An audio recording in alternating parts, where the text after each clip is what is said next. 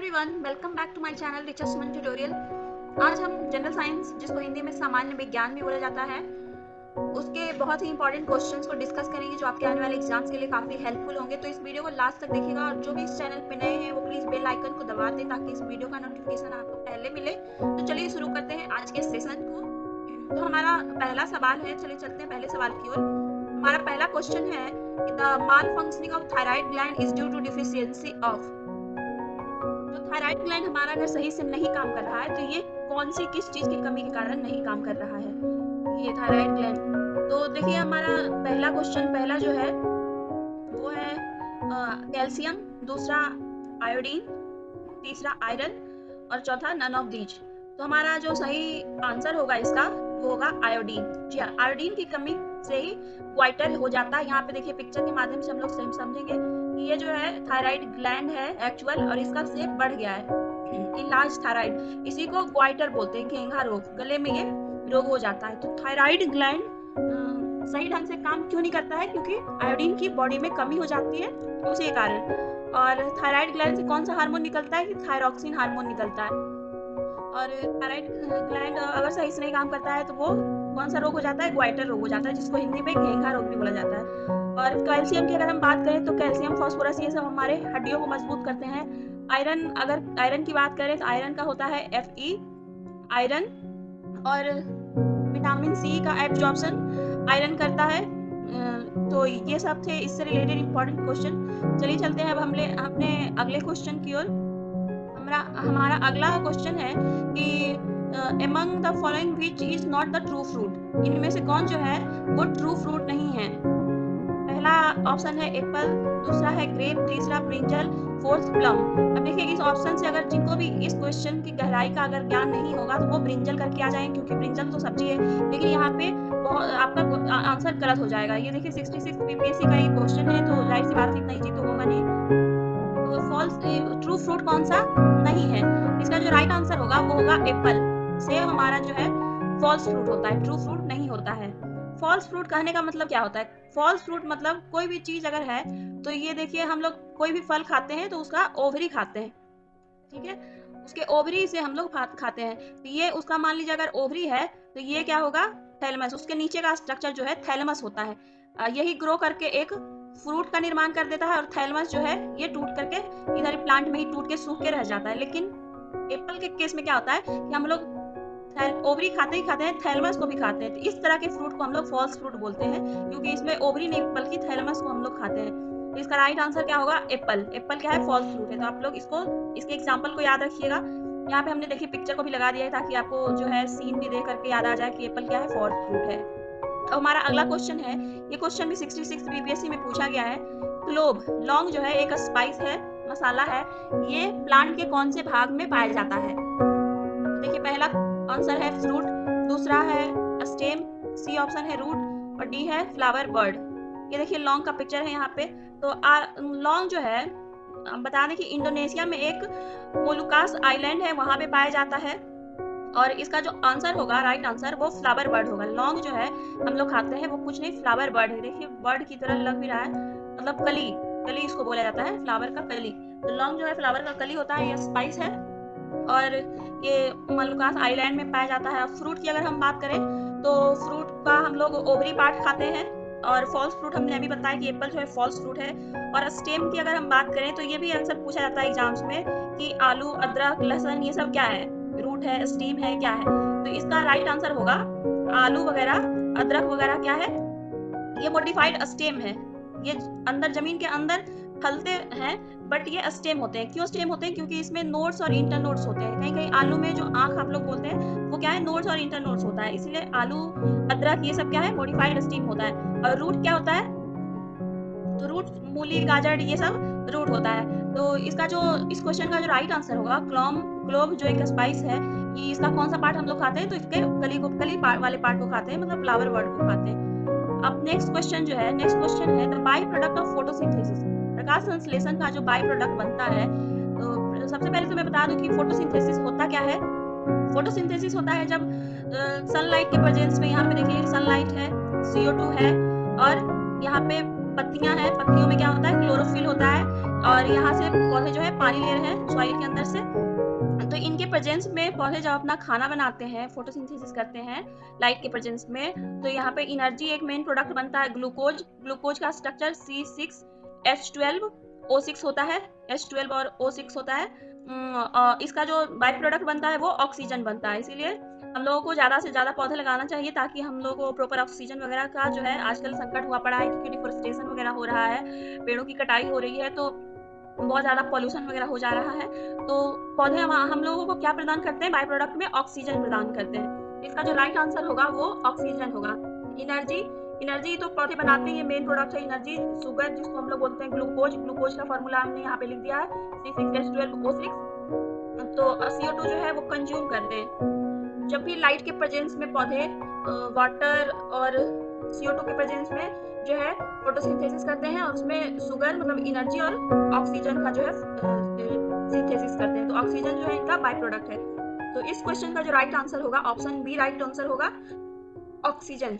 ये 66 बीपीएससी में पूछा गया है, तो आप लोग इसको ध्यान से पढ़िएगा, ध्यान से देख लीजिएगा। अब हमारा अगला क्वेश्चन जो है ये है कि which of the following is to be found in nail polish. यहाँ देखिए नेल पॉलिश है, इसमें कौन सा केमिकल पाया जाता है? Acetone, benzene, petroleum, acetic acid. देखिए तो इसका जो राइट आंसर होगा हमारा, इसका राइट आंसर होगा एसीटोन। एसीटोन का क्या फॉर्मूला होता है? C3H6O। इसको हम लोग क्या बोल सकते हैं? प्रोपेनोन भी बोल सकते हैं। तो नेल पॉलिश थिनर वगैरह जो नेल पेंट छुड़ाने में काम आता है जो भी, तो इसमें कौन सा होता है? नेल पॉलिश होता है। नेल पॉलिश में क्या होता है? एसीटोन होता है। एक और चीज है ये एसिटिक एसिड। एसिटिक एसिड को हम लोग इथेनोइक एसिड भी बोलते हैं। एसिटिक एसिड क्या होता है? CH3COOH। ये है एसिटिक एसिड। तो इसका जो राइट आंसर होगा इस क्वेश्चन का option A will be the right answer, मतलब एसीटोन होता है नेल पॉलिश के अंदर। अब चलिए हमारा अगला क्वेश्चन कौन सा है? अगला क्वेश्चन का जवाब दीजिए। Which of the following disease is caused bye deficiency of vitamin A. Vitamin A के डिफिशियंसी से कौन सी बीमारी हो जाती है? विटामिन ए को रेटिनॉल बोला जाता है, इसका नाम रेटिनॉल होता है। देखिए इसका ऑप्शन क्या क्या है देख लेते हैं। Rickets, scurvy, night blindness, pellagra. तो देखिए विटामिन ए की कमी से हमें नाइट ब्लाइंडनेस हो जाती है। नाइट ब्लाइंडनेस, यहाँ पे हमने कुछ विटामिन को लगा के रखा है कि विटामिन ए से रतौंधी हो जाती है, B1 से बेरी बेरी, B2 से आंख वगैरह लाल हो जाता है, B3 बाल सफेद होना, B5 पेलिग्रा, B6 एनीमिया, B7 लकवा, B12 एनीमिया, और vitamin C scurvy. Vitamin C को स्कॉर्बिक एसिड भी बोला जाता है। विटामिन डी रिकेट्स, इससे हो जाता है। विटामिन ई जनन शक्ति में कमी हो जाती है। विटामिन के रक्त का थक्का न बनना। तो ये सारे जो है इसको भी आप लोग एग्जाम्स में याद करके जाइएगा, अच्छे से देख के जाइएगा। देखिए इस क्वेश्चन का जो आंसर होगा विटामिन ए की डिफिशियंसी से क्या हो जाता है? Night blindness. रिकेट्स किसके डिफिशियंसी से हो जाएगा? विटामिन डी के डिफिशियंसी से। स्कर्वी, स्कर्वी जो है विटामिन सी एस्कॉर्बिक एसिड की डिफिशियंसी से हो जाएगा। पेलिग्रा किससे हो जाएगा?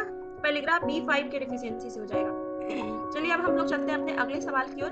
अगला सवाल है which of the following organ secret bile juice. हमारे बॉडी के कौन से पार्ट है जो बाइल जूस का सिक्रीशन करते हैं? तो देखिए बाइल जूस क्या करता है? बाइल जूस लीवर सीक्रेट करता है। इसका राइट आंसर जो होगा ऑप्शन डी होगा राइट आंसर। इसके अंदर बाइल जूस के अंदर बिलिरुबिन और बिलिवर्डिन एक पिगमेंट होता है, और अगर बॉडी में बाइल जूस ज्यादा हो जाएगा तो हमारे बॉडी में पीलिया नामक रोग हो जाएगी। कौन सी रोग? पीलिया, पीलिया हो जाएगी। और बाइल जूस क्या करता है? तो ये हमारे शरीर में जो फैट होता है, एक्स्ट्रा फैट, इसको तोड़ता है, जिसको हम लोग बोलते हैं बायोलॉजी के टर्म में इमल्सिफिकेशन करना, मतलब फैट का इमल्सिफिकेशन कर देता है। और बाइल अगर ज्यादा प्रोड्यूस हो जाएगा तो कहाँ पे स्टोर होगा? तो गॉल ब्लैडर में। तो ये बाइल से रिलेटेड, तो इसका राइट आंसर क्या होगा? लीवर। बाइल कहाँ सीक्रेट होता है? लीवर में। अगर ज्यादा सीक्रेट हो जाएगा जमा कहाँ हो जाएगा? गॉल ब्लैडर में। बाइल का काम क्या होता है? तो बाइल जो है फैट को तोड़ता है, इमल्सिफिकेशन करता है फैट का। और बाइल ज्यादा बढ़ जाएगा तो इससे कौन सी बीमारी हो जाएगी? तो पीलिया नामक बीमारी हो जाएगी। ये देखिए इसका ये आंसर है। चलिए हम चलते हैं अगले क्वेश्चन में। अगला क्वेश्चन है हीमोग्लोबिन जो है एक प्रोटीन है आरबीसी के अंदर, ये किसको कैरी करता है? इसके साथ एफिनिटी किसका किसका होता है? तो सबसे पहले हम लोग पढ़ेंगे हीमोग्लोबिन के बारे में।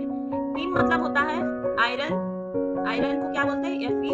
और ग्लोबिन क्या होता है? प्रोटीन, प्रोटीन होता है ये। तो हीमोग्लोबिन तो प्रोटीन है एक, ये क्या चीज करता है? किसको कैरी ज्यादा करता है? हीमोग्लोबिन देखिए सबसे ज्यादा इसका एफिनिटी होता है ऑक्सीजन से। ये हमारे बॉडी के ऑक्सीजन को और ये CO2 से भी कंबाइन करता है। जहाँ भी ऑक्सीजन का मात्रा होगा इसे ये ऑक्सीजन से कंबाइन कर जाता है।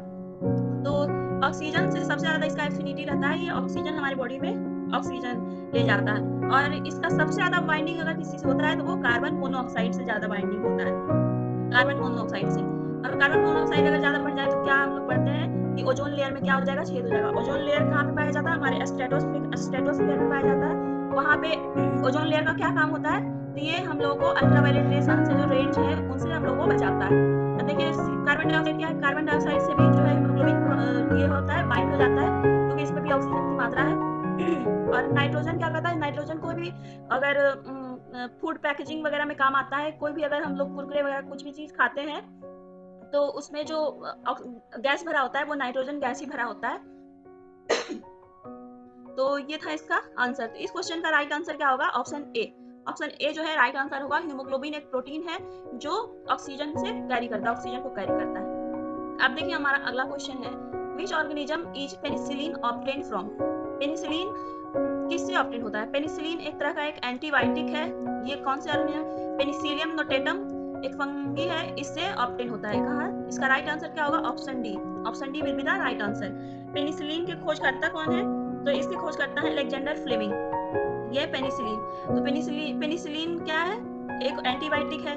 इसके खोजकर्ता कौन है, इसके खोजकर्ता है अलेक्जेंडर फ्लेमिंग। पेनिसिलिन कहाँ से पाया जाता है, तो ये फंगी जिसका नाम होता है पेनिसिलियम नोटेटम, इनसे पाया जाता है। और फंगस के स्टडी को हम लोग क्या बोलते हैं, माइकोलॉजी।